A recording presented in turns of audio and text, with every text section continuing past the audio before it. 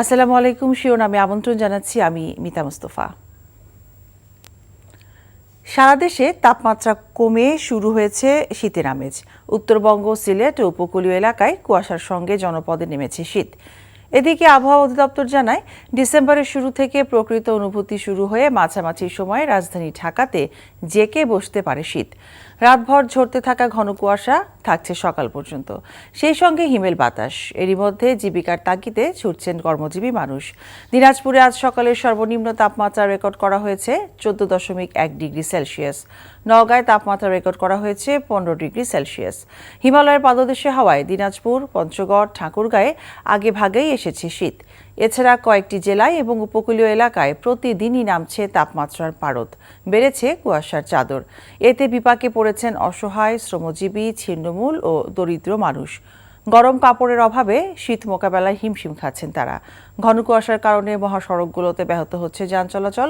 উঠতি ফসল নিয়ে চিন্তিত কৃষকরা। এ বিষয়ে বিস্তারিত জানাতে নওগাঁ থেকে সরাসরি যুক্ত হচ্ছেন আমাদের স্টাফ করেসপন্ডেন্ট আসাদুর রহমান জয়। জয়, গতকাল তো সর্বনিম্ন তাপমাত্রা ছিল নওগাঁতে, তো আজকে তাপমাত্রা কেমন দেখছেন আর জনজীবনে আসলে এর প্রভাব কেমন পড়ছে আমাদেরকে জানাবেন।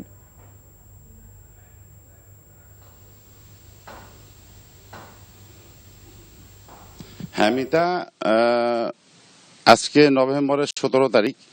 আজকে সকালে বদলগাছি আবহাওয়া অধিদপ্তরে সর্বনিম্ন তাপমাত্রা রেকর্ড করা হয়েছে 15.4 ডিগ্রি সেলসিয়াস। গতকাল ছিল দেশের সর্বনিম্ন তাপমাত্রা 15 ডিগ্রি সেলসিয়াস। তো পৌষের শুরুর কয়েকদিন আগের থেকেই নওগাঁতে শীত জেঁকে বসেছে কিছুটা রাতের বেলায়। আর দিনের বেলা প্রচন্ড গরম হলেও শীতটা অনুভূত হচ্ছে সন্ধ্যার পর থেকে মানুষ গরম জামা কাপড় গায়ে দিয়ে বের হচ্ছে আর কি। তাছাড়া রাতের বেলা ঠান্ডাতে মানুষকে নাকাল হতে হচ্ছে। তো মোটামুটি শীত পড়তে শুরু করেছে। শীত মোটামুটি বেশ কিছুদিন থেকে পড়তে শুরু করেছে। তো এতে শ্রমজীবী খেটে খাওয়া মানুষরা কিছুটা বিপাকে পড়েছে।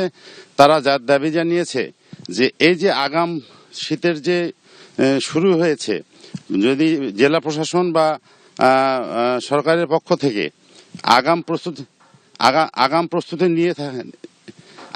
প্রস্তুতি নিয়ে রাখা যায়, তাহলে আগামীতে শীত মোকাবেলায় নওগাঁর জনজীবনে কোনো প্রভাব পড়বে না বলে জানিয়েছেন তারা।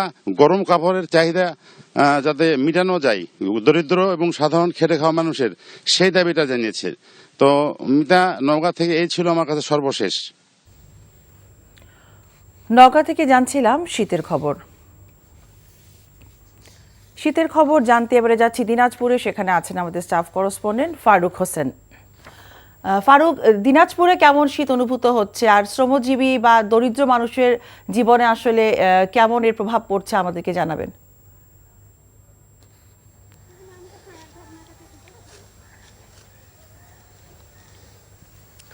মিতা, আপনি যেমনটি বলেছেন যে দিনাজপুরে শীতের তীব্রতা সব সময়ের জন্য বেশি থাকে।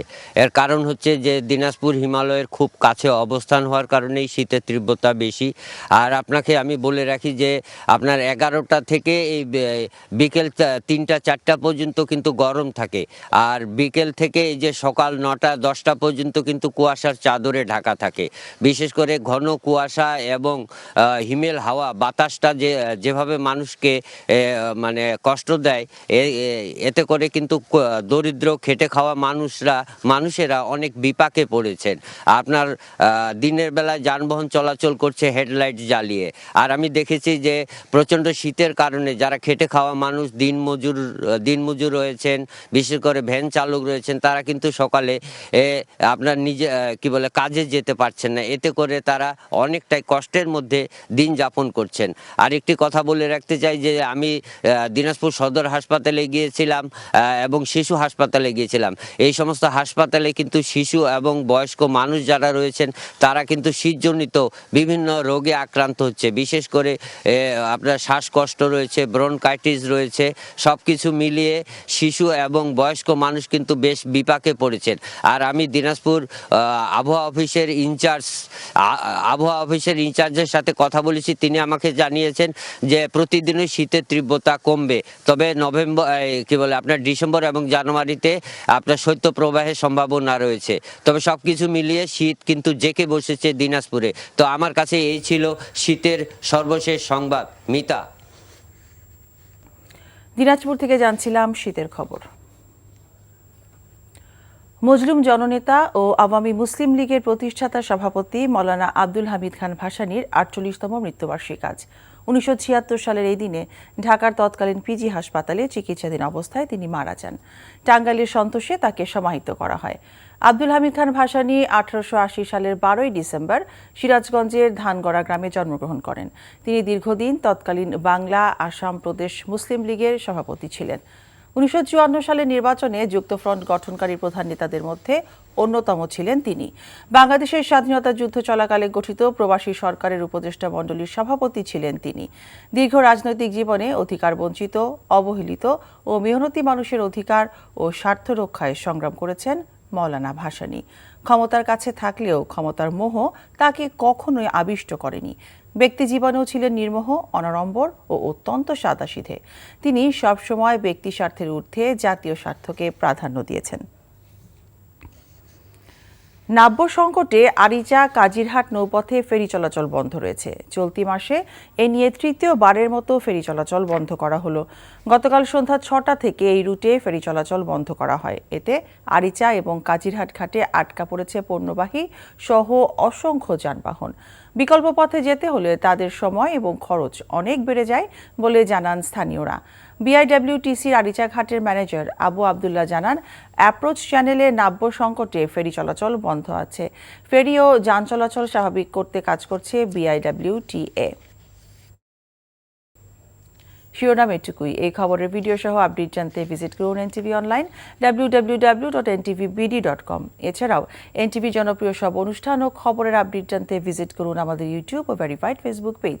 বাটের মধ্যাহ্নে খবর দেখার আমন্ত্রণ রইল। সবাইকে ধন্যবাদ।